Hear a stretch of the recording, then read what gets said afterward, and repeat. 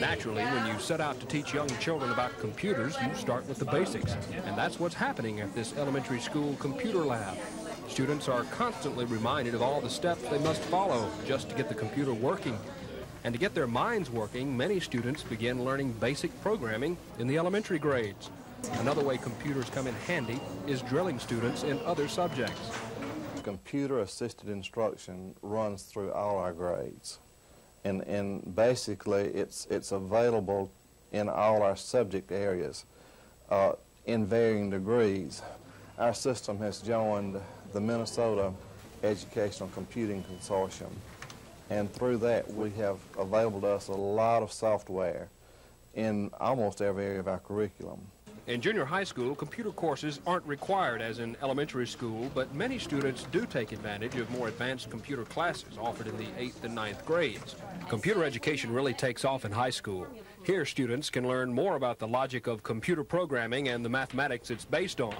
Many budding programmers branch out to learn about computer-generated graphics.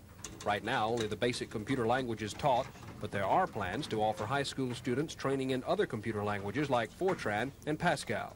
Dennis Latham, WSFA TV News. Press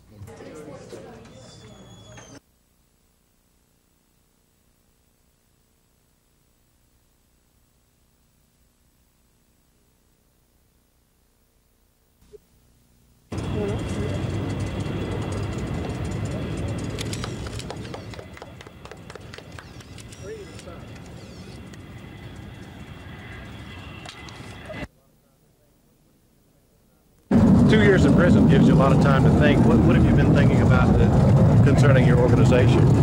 I've been thinking about what a great movement we can turn this into. I've been thinking about all the people out here in Birmingham and all the people throughout America who I believe can turn the Klan into an effective white political movement and can take this country back from those that have stolen it from us.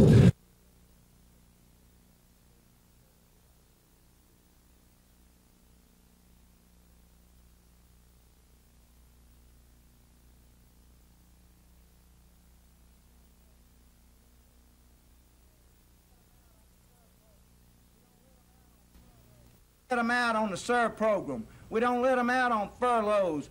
How many ways is... Damn, she said, goodness gracious alive. The reason the trial lawyers have been brought into it is because of their pocketbook. Well, that's a short-term solution to a hard problem.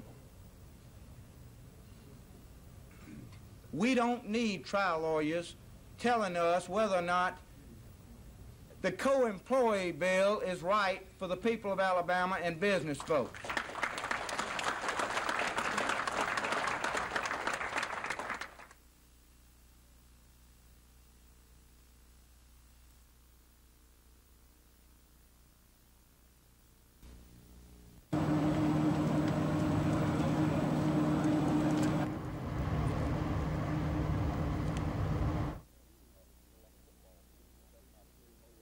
It's like a team effort, sort of like a football team. We're taking our team over to the federal penitentiary in Atlanta, and I want my people to go through there and see if there's some suggestions that we can, or some ideas that we can pick up from looking at the feds themselves.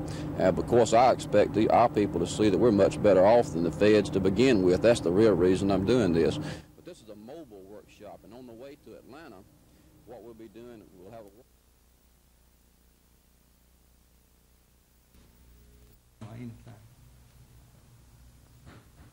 just to train in a tropical environment. How you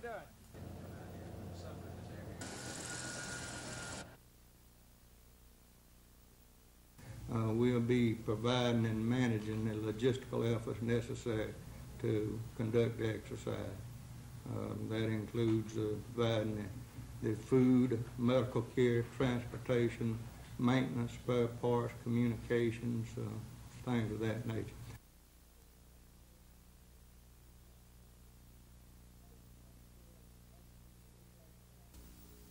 Under state resources this time for state-paid fixed charges. Montgomery for materials and labor needed to replace the sound.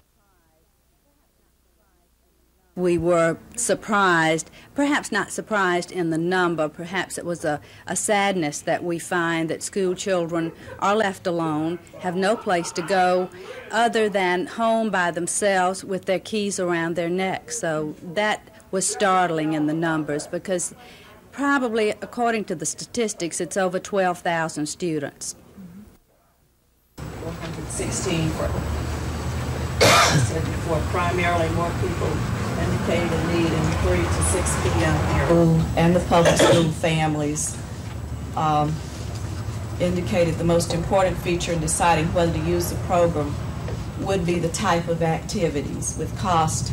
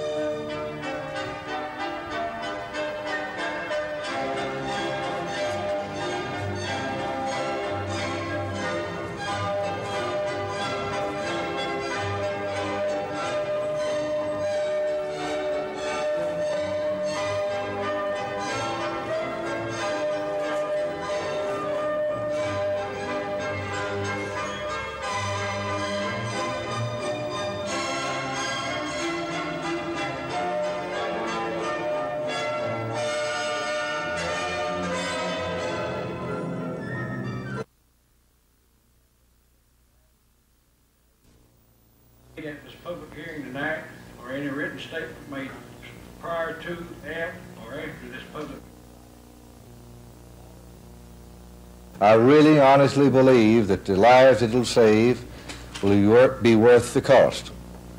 But in addition thereto, I honestly believe the economic impact in this area is going to be felt for many, many years to come. We have the climate, we have labor that's easy trained, good productive labor, and we have the greatest water supply down here, both surface and ground, that there is in the United States. But we don't have proper transportation. And Mr. Barry Fort, as long as we need to address your particular situation. Hearing by direct mailings, and in addition to that, flyers were distributed door to door throughout the project limits last week.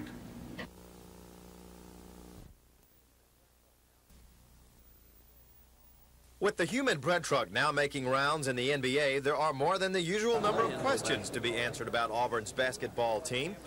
The loss of Charles Barkley and the loss of Vern Strickland to injury has forced Coach Sonny Smith to insert some new faces in the Tigers starting lineup. Terrence Howard will start at the point guard instead of Gerald White. And Gerald White will start at the second guard instead of Frank Ford. And Frank Ford will start at the small forward instead of Chuck Person. And Chuck Person will start at the big forward because we don't have anybody else except our freshman Jeff Moore, and he's not quite ready yet. And our center position at this moment, it'll probably be Kerry Holland. Freshman Darren Guest, who looked impressive in this intra-squad game, will spell Holland. Olympian Chuck Person, considered a favorite for Player of the Year honors in the Southeastern Conference, likes the wholesale changes. It'll help the team with me moving down to power forward because of Charles leaving. I'm going to have to rebound a lot more, and I think Terrence is going to be a great point guard because he has court awareness. Not only will the Tigers have new faces, they'll have a new look as well. I think we're going to have to see more wide open attack and get some shots off the perimeter. We're going to have to be a better outside shooting team, or we could be in enough trouble. Dave Cody, WSFA TV Sports.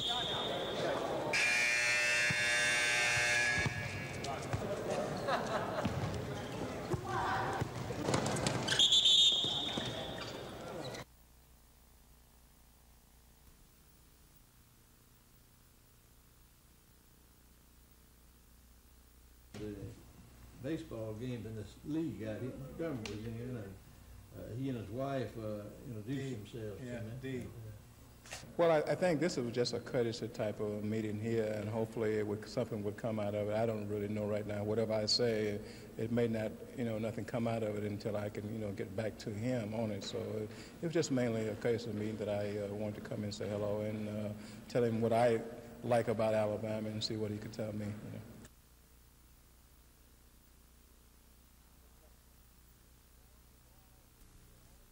picked up 7. Ricky Moore was all SEC and All-American a year ago when he led the Tide in rushing for the 3rd straight year. He ripped off 5 straight 100-yard games and finished the season with 947 yards. By contrast, Ricky Moore's senior season has been a big disappointment. Through 9 games, the Alabama fullback has gained but 311 yards.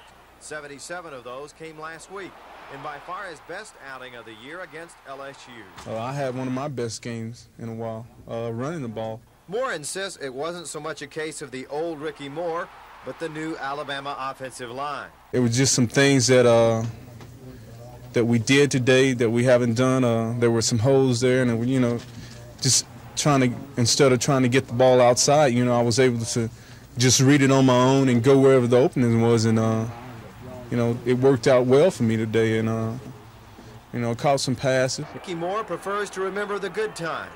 Coach Bryant's 315th win, but admits erasing the memory of Alabama's first losing season in 27 years will be tough. You know, in the first 2 years that I've been here, we're pretty senior-oriented with a lot of people that have been here and had been in national champion, played in a lot of big games and everything. But so to speak, right now, we're getting away from that. We got a lot of, you know, newcomers that haven't played in too many big games.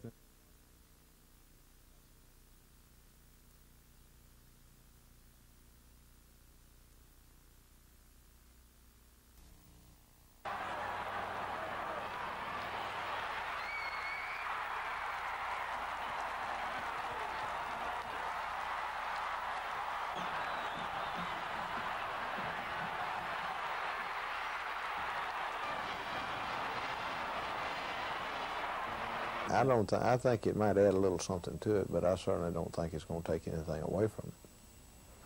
I think it'll make a difference, but I think to sum it up best, we could both be coming into this game with nothing riding on the game and having not won a game all year, and the game would still be important to us just from the fact that they're Georgia and we're Auburn.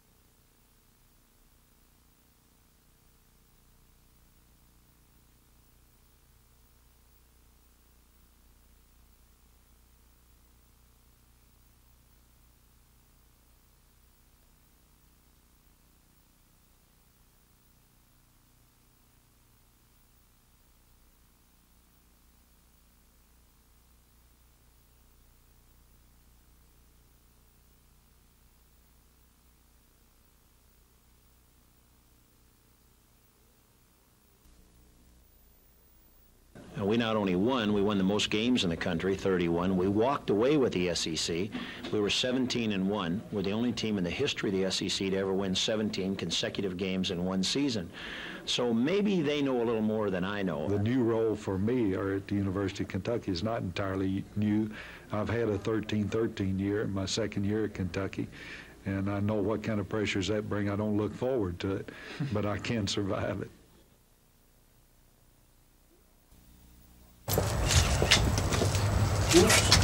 Locked out.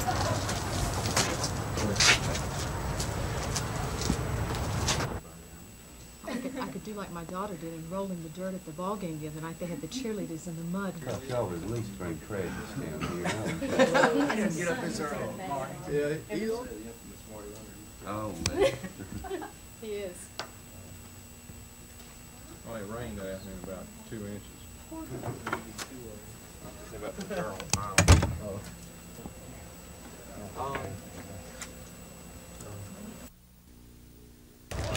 For the last month, the hospital and Medicaid have conducted independent audits. Today, hospital officials, flanked by their own financial consultants, met with Medicaid Commissioner Faye Baggiano and her staff of auditors. It was the first comparison of notes on whether Medicaid is responsible for any of the losses claimed by the hospital in the neonatal unit. It has been determined that the financial problems associated with the neonatal unit are not due to the Medicaid program. The Alabama Medicaid Agency has paid its share of the cost of running the neonatal unit. Any implication that we have made that Medicaid doesn't do what they're supposed to do is incorrect. In fact, Medicaid the audit shows the hospital has been overpaid by Medicaid and will have to make a refund. Amounts unknown just yet. And the hospital will have to change some clerical procedures, which led to errors that caused part of the disagreement. In the level of average and audit dealt only with whether Medicaid paid its bills, not with whether the hospital was losing money on the unit or what method is used to find out. It was apparent both sides still don't agree on what method to use. So the scope of our approach to this, or the scope of this audit, is much more comprehensive than the scope of the commissioner's audit. It still has to do with charges and cost versus revenues and expenses, and we have a little trouble with that. Beyond that, Ms. Baggiano wouldn't comment on the hospital's most recent audit supporting its original claim that the neonatal unit will lose more than $700,000 this year. Yesterday, we hope Bentley that the legislature will take a serious look at this and absorb these losses. try to Confident the legislature will provide some form of funding in the future for this expensive I don't know, as I effort said, to we're just going to have to play this. Chris Grimshaw, WSFA TV News. I mean, I don't know. I haven't ever heard that. 55-year-old Charles Dacey is one in a long list of public employees indicted under Alabama's ethics law. He's charged with using his position as a public official to secure a thing of value. Ethics Commission Director Melvin Cooper says in the 10 years since the law was passed, it's been very effective. The law has teeth, Norman, and that's provable by the fact that 18 public officials have been indicted and convicted under it. The law has been severely attacked in court. In fact, we've been on the receiving end or in some way connected with 43 court cases in the 10 years. That's a little over one every quarter. So I think the law is effective. Of course, it could be made more effective, and we're going to propose amendments to the incoming legislature to try to make it more effective. Cooper says several amendments need to be added to the ethics law to strengthen it, including giving the Commission subpoena power. Ethics Commission Director Melvin Cooper says the most important amendment he would like for the legislature to consider would be to bring all governmental employees under the ethics law. He said that same amendment would require only those who make $20,000 or more to file financial disclosure forms. This is Norman Lumpkin, WSFA TV News reporting. Armed forces have safeguarded our heritage. Their courage, thank you, ladies.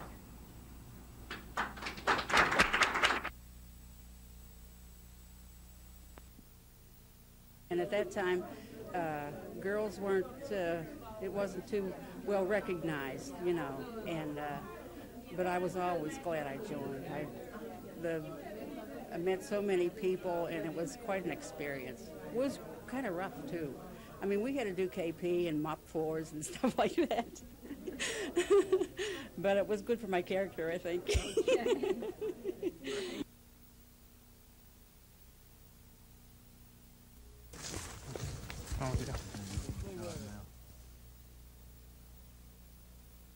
All we know at this point, about an hour ago, an employee of the state, an ABC agent who regularly checks this area, came across two bodies, a male and a female, both white, approximately middle-aged, and we found one of them fatally wounded with what appears to be gunshot wounds, and the female has some serious injuries and has this time been transported to the hospital. We don't have any motives and we don't have any suspects.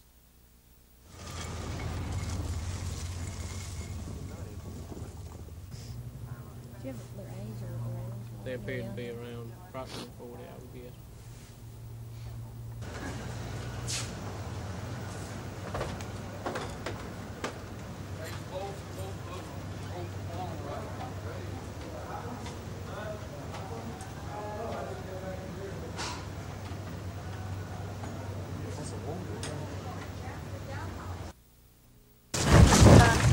Police say the man's body was discovered near an abandoned house not far from McGinnis Road.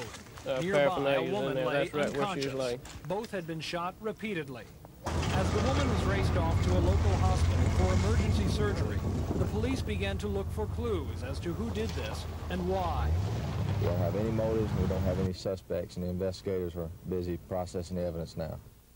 Police say there was no identification on either victim. The man had no wallet, the woman had no purse.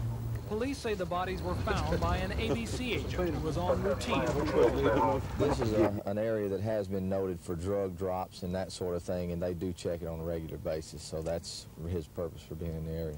But at this point, police are drawing no connection between these shootings and any sort of drug trafficking. Instead, they are hoping that if the woman survives, that she will be able to unravel the mystery. Police say as of yet they have no motive for the shootings, and with few clues, one said it will be a difficult investigation. Tom Foreman, WSFA TV News.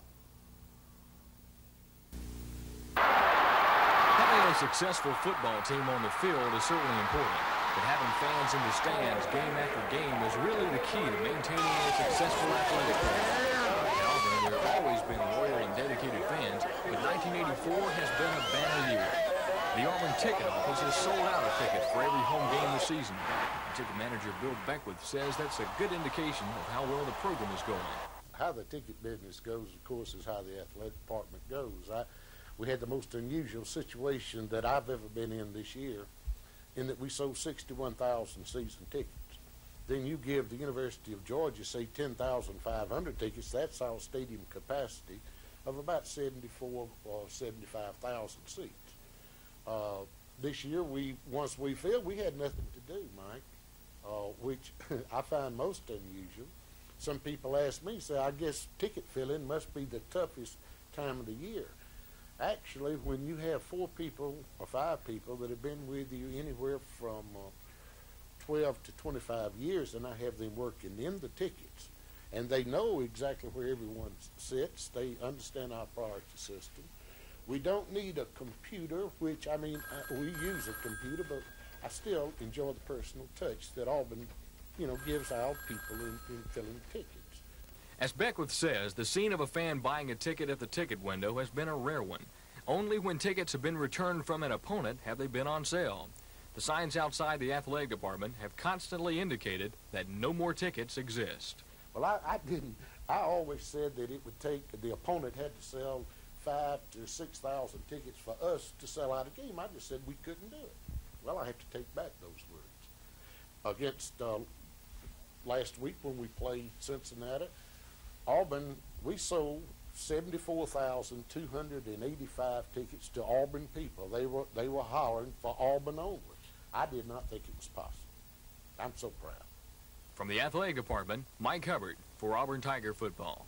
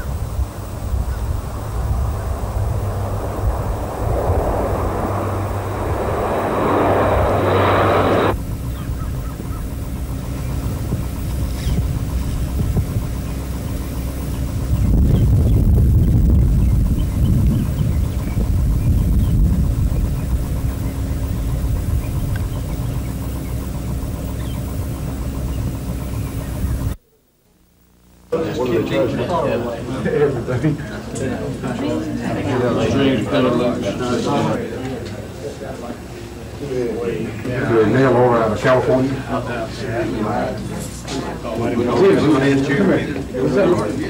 Don't they look like three defendants?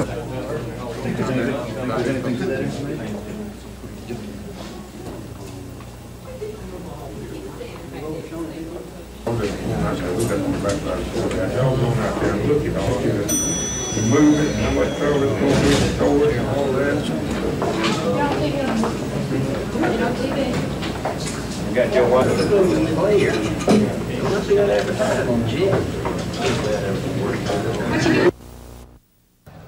Within the halls of Lanier High School, there's a school within a school. It's called the Lanier Academic Motivational Program, or LAMP. About 100 students from all over the Montgomery system are taking advanced courses in everything from English to biology. What makes the LAMP science courses even more special is the emphasis on hands-on laboratory work. In addition, the lab periods are 2 hours instead of 1. LAMP Director Mary George Jester says the program is helping to steer these students to college degrees in science and math fields.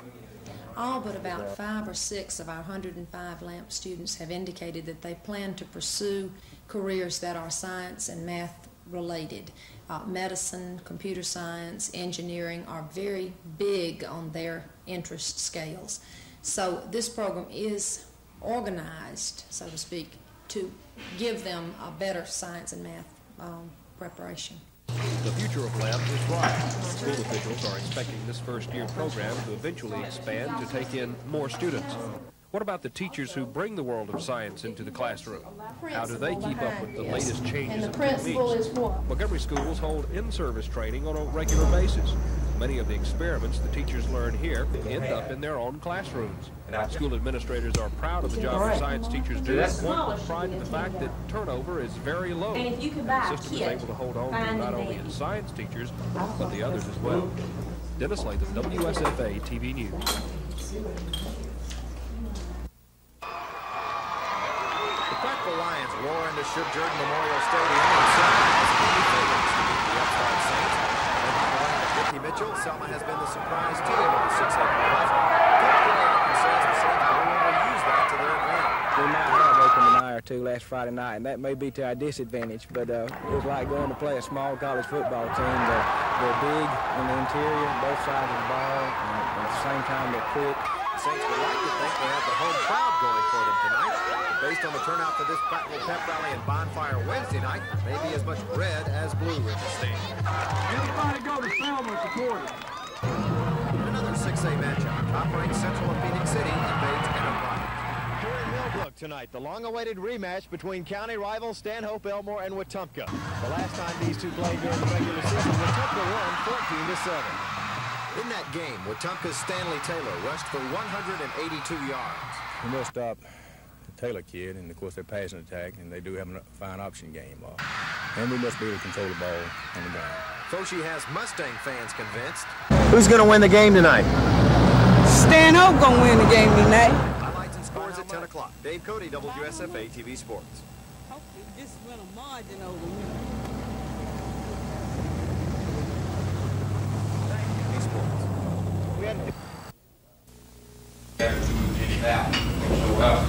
That was mine for $785,000.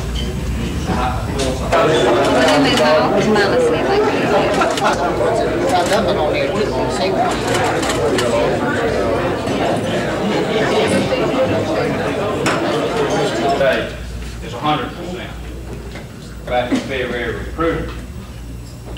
And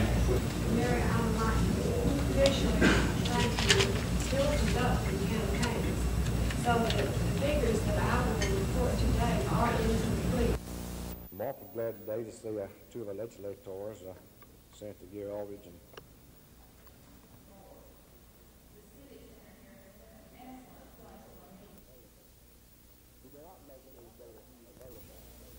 we do not make these data available and to put them to best use in providing better instructional programs and better development of youngsters.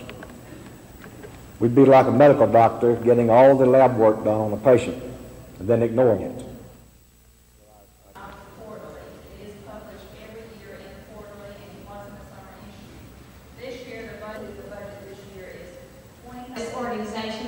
Smith said yesterday even had been. And I think that the winner of this game is going to have his choice of maybe several games. The loser, I think, will get a bowl bid, but maybe not of his choice.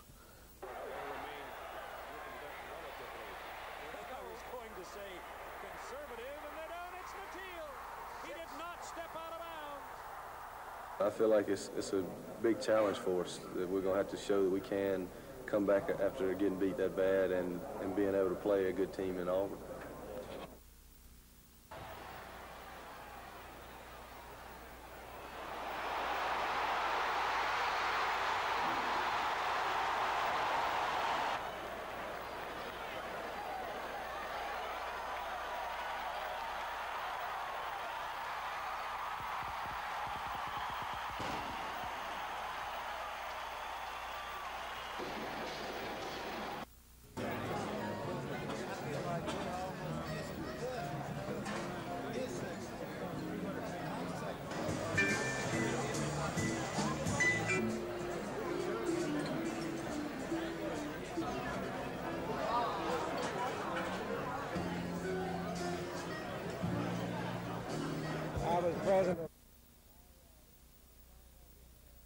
But I took flying lessons, saved up my dollars so I could take flying lessons. Used to drive my grandparents when I was a little tyke, and they would pay me for driving them, and then I'd take the dollars and go fly airplanes.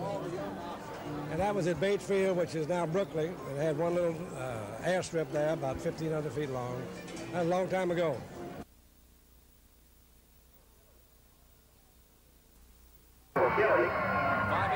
Greenville and Eufaula in Greenville tonight. First half action. Greenville recovers a Eufaula fumble at midfield. Junior fullback Johnny Powell powers Greenville down inside the 10-yard line. The Tiger coaches were faced with a 4th and goal call, which turned out to be the second pass play of the drive. Quarterback Curtis Mack finds number 15, Ronnie Whiteley, manages to hang on for the touchdown. Greenville goes on to win over Eufaula 22-0. At Greenville Academy, the Tornadoes hosting Wilcox County's Catherine Academy Colts. With 6 minutes in the third quarter, Tony Harrelson for Catherine runs for 35 yards and the score. The point after attempt failed. It was 14-13. And just as the fourth quarter began, it was Harrelson again, this time around right end. The 2-point conversion was good. Catherine goes on to win 28-21. Jim Jackson, WSFA TV Sports.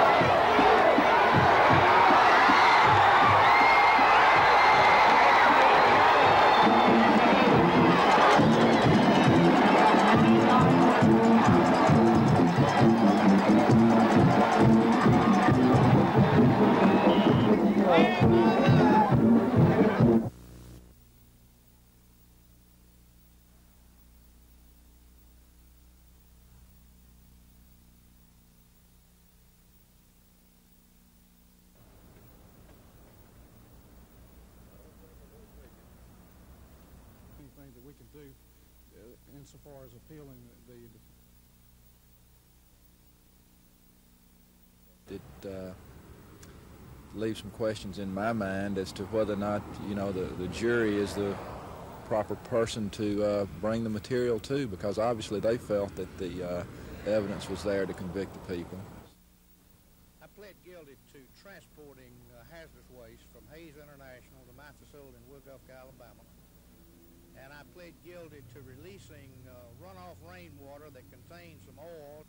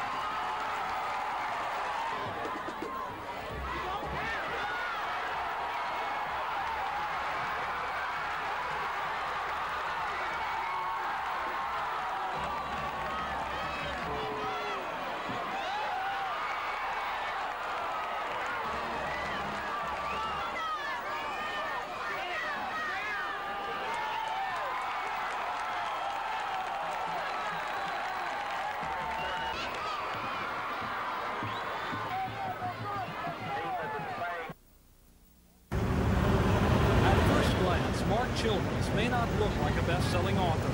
And he's not, at least not yet. But already he's a lot closer than most people get. The 27-year-old former Greenville resident has just had his first novel published. The city he grew up in is the setting for his story. I didn't research. I just sort of played around with my memories of the place. I mean, that's why I ran around here as a kid. In the summer, I had to run at the street. So what I really wrote about was the Greenville from when I was a little bitty kid. Actually, it's not called Greenville in the book, it's Camellia. Of course, his book, A World Made of Fire, is fiction. But anyone who knows Greenville will certainly recognize many of the places in Camellia. So I guess it's sort of about my dream of this place. When I would think about it and I wasn't here, how would I think about it? And that's the town that I wrote about. The book itself is a story of love, hate, and magic. A haunting tale of a family caught between dark and light, the natural and supernatural. And Childress' personal experience plays a big role. For example, in the book, there's a house that burns on Christmas Day, just as his grandmother's house did a few years ago. And while the characters are fictional, the memories of people who once lived around here are sometimes borrowed. It took Childress 4 years to write A World Made of Fire. It was not always easy, but the success so far has been worthwhile. And in it all, maybe he's found a little of the magic he writes of. After all, he once could only dream of being a writer. Tom Foreman, WSFA TV News in Greenville.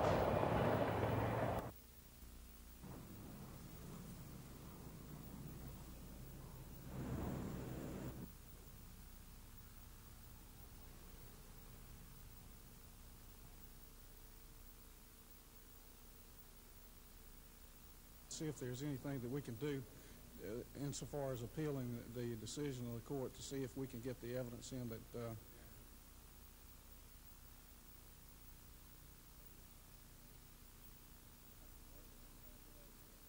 you have to wonder sometimes, you know, what are the implications of all of this? Because people like myself are the ones that are going out gathering this data, this information. We're the ones that are standing on these drums when they're being removed, and we're the ones that are smelling this stuff when it's being handled.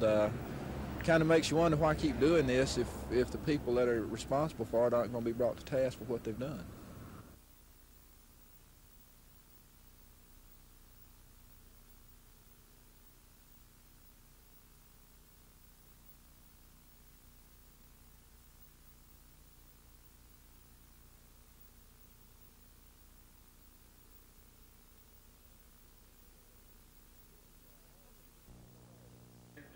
This public hearing is a rarity, a hearing where all who spoke support the proposal, the four-lane US 431 from Abbeville to Eufaula, for safety and economic reasons. It will be real important.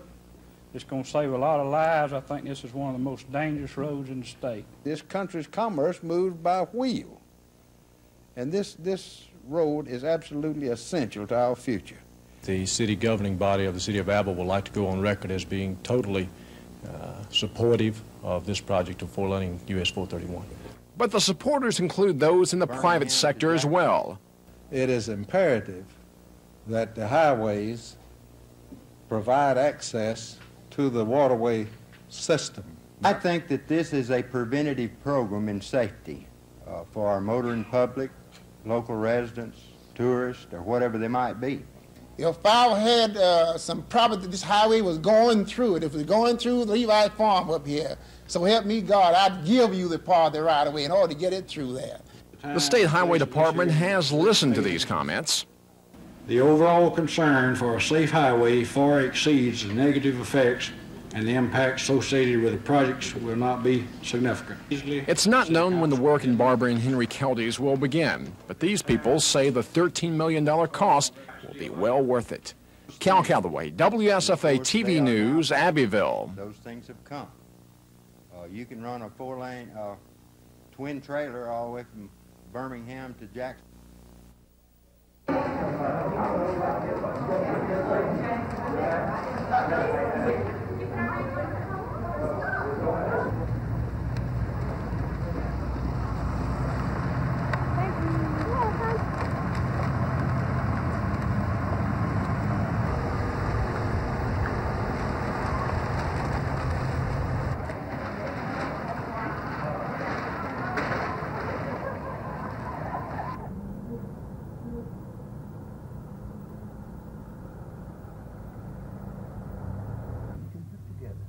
put together shitty work. It's not going to put together good work. It don't matter. We band together, all the civic clubs and all the civic organizations band together to call themselves the Selma Dallas County Humanitarian Trust Association for events just of this nature. I mean, to help people like Mary Briggs.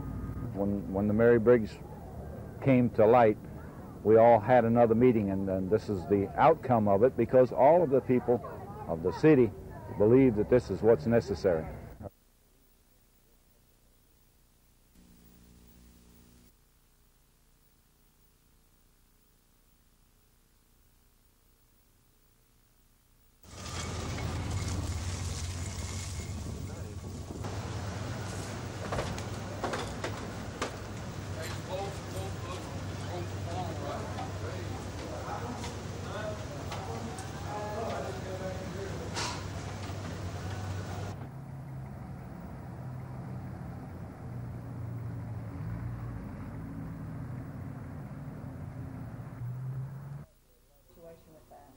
At approximately 11:15 p.m. last night, Lieutenant V.H. Hicks of Patrol Division located the vehicle. We're in the process now of going through that vehicle, processing it for any physical evidence that can be located. We need anyone who has any information in regards to seeing this vehicle or seeing either one of the victims on yesterday's date between the hours of 9 a.m. and noon to please contact the Montgomery Police Department or Secret Witness at 262-4000.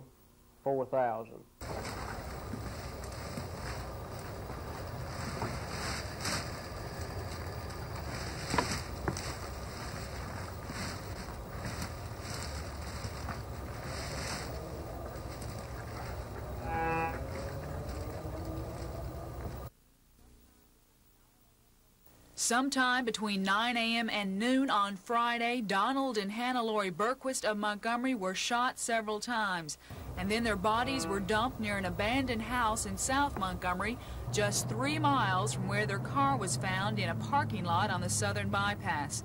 Miraculously, 44-year-old Mrs. Berquist survived the shooting and tonight is listed in critical condition in the intensive care unit at St. Margaret's Hospital. She is under police guard, and police will not say whether they have been able to talk with her, but say they hope she will be able to identify her assailant. We do feel like that the assailant or assailants did leave the vehicle at that location and fled that area in unknown mode of travel. Sergeant Ward says he hopes that anyone who saw the Berquist or their 1977 Caprice yesterday will call the Montgomery Police Department or the confidential secret witness number at 262-4000. The Berquist owned and operated Trade and Books bookstore on Atlanta Highway and were last seen at their home on Overlook Drive at 9 a.m. yesterday. Police say evidence in the car indicates that the Berquist may have been shot in their own vehicle and robbery could have been the motive. Today, using a metal detector, investigators searched the area where the bodies were found but were unable to find the weapon, which killed Mr. Berquist and left his wife in critical condition. Lisa Walsh, WSFA TV News.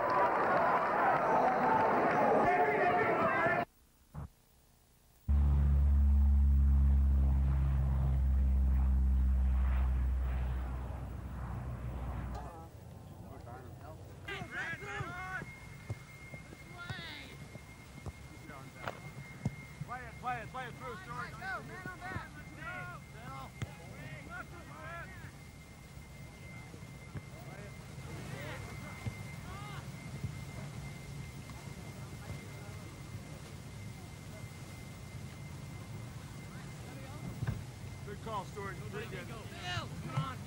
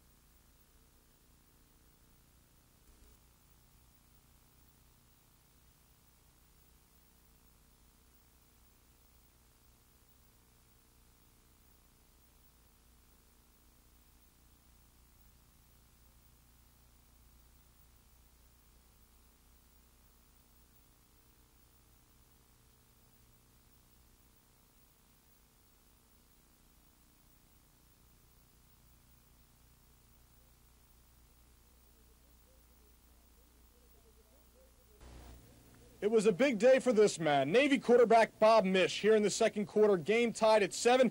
He goes over the middle, and Chris Weiler makes good on a 15-yard touchdown, and Navy, a 15-point underdog, led 14-7 at halftime. And then in the third quarter, Bob Mish fakes everybody out, including the cameraman.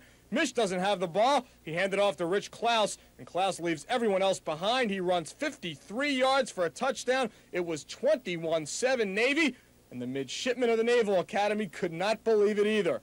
South Carolina was forced to play catch-up, and when you do that, you get in trouble. Quarterback Mike Hold, picked off by Del Wilkes, one of 4 interceptions for Navy, and that turnover would lead to another score. Bob Mish once more to Chris Weiler for an 11-yard touchdown. That made it 30-7. Navy upsets second-ranked and previously undefeated South Carolina 38-21. I'm Michael Stone for NBC News.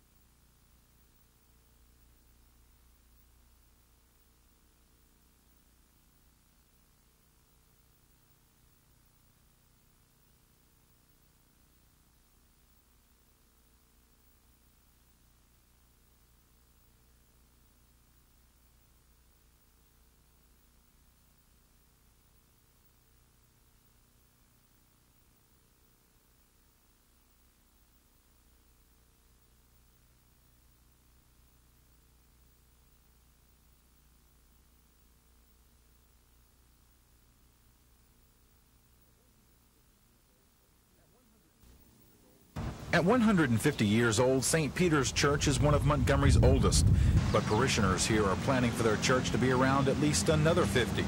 And as the membership changes over the next half-century, people in the year 2034 will know exactly what St. Peter's was like in 1984. Dr. Vincent Hogan and members of the parish council came up with the idea of a St. Peter's time capsule to link the present with the future. Well, it seemed appropriate that such a significant event as the 150th celebration of St. Peter's Church should be memorialized, and one of the most adequate means was to have a time capsule enclosing the memorabilia, the facts of this tremendous event. The tiny capsule was filled with pamphlets, letters, and other memorabilia pertaining to the church's sesquicentennial anniversary celebrated last April. St. Peter's' Father Dyer says he probably won't be around for the excavation in 2034, but for the parishioners who will, they will understand what the church was working for and why. Father Dyer says the time capsule is a bit of history in the making. And they will tell them where they have come from, or at least where we have come from, and I think they're going to see an entirely different kind of church than the one we have today. So reading the Catholic Week, all of the events and the history of our church will certainly give them a different perspective from the one that they will have 50 years from now. Well, they're going to learn that St. Peter's Church was a dynamic parish composed of very dedicated people with a long history, a long tradition, and a historic place in Montgomery, Alabama. Dean Argo, WSFA TV News.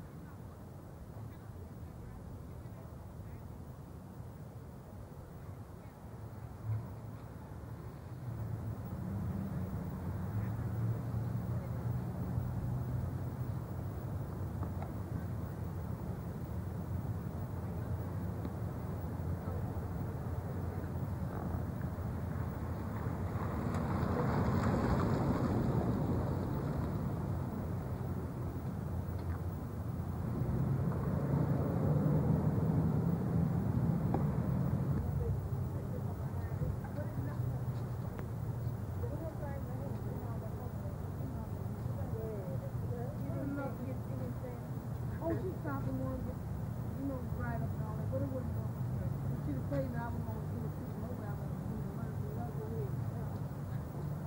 I would have been right. I mean, I had it 7 years ago.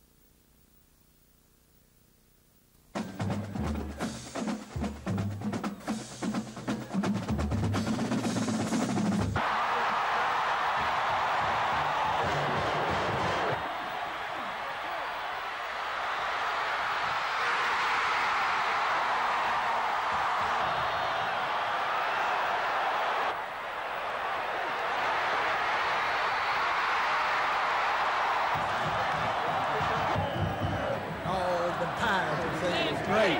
To be.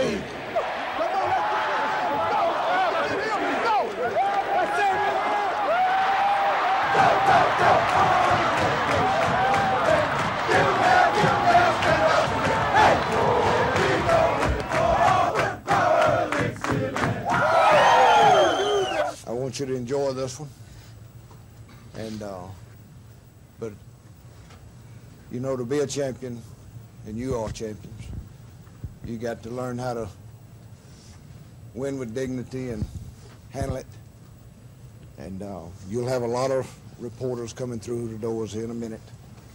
No use for us to say anything about the Sugar Bowl. The proper authorities are going to settle that for us. We don't have we have no control over it whatsoever.